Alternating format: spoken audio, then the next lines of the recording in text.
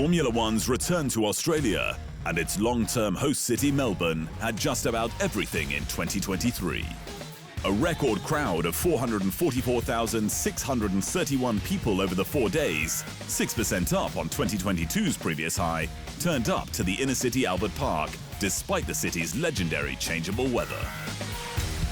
For driver meet and greets along the Melbourne Walk, which is the path from car park to the F1 paddock that pumps to a DJ beat.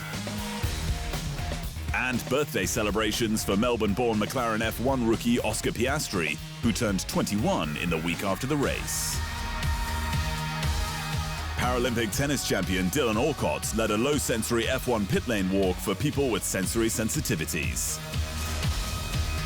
And assistance dogs for people with mobility needs, autism or post-traumatic stress were making friends in the paddock.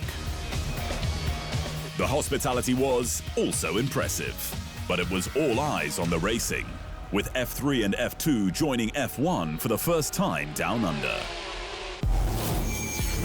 In F3, Zach O'Sullivan claimed the sprint win. Gabriel Bortoleto the feature, with the Brazilian extending his standings lead. Over in F2, it was Dennis Hauger and a new standings leader in Ayumu Uwasa.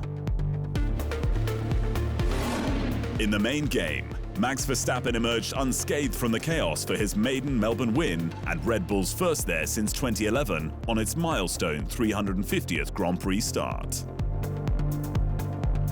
But while a lot of people counted 3 red flags during the race, there was a 4th just after it for a track invasion by a large group of spectators who had broken through security and accessed the track near the pit exit during the cool-down lap.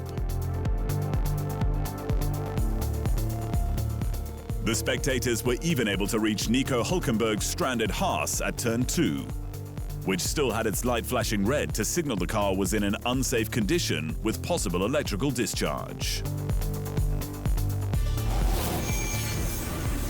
The organisers were hauled before the stewards, who demanded that a comprehensive review of the early track breach and plan be conducted, with a June 30th deadline approved.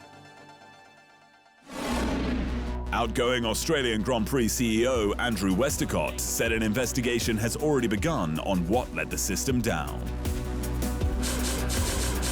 This was clearly a breach of what is a very robust protocol, a protocol that's been developed and improved every year, and a protocol that we sit down with the officials from Motorsport Australia, security providers, engineering providers, Victoria Police, and we then not only do tabletop exercises, but we actually do simulations out on track to see that it works.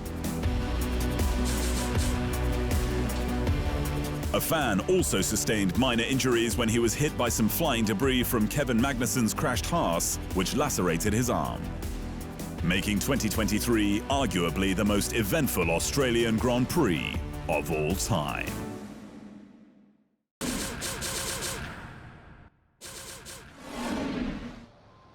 Thanks for watching. To stay up to speed on all things Formula One, make sure you hit the subscribe button.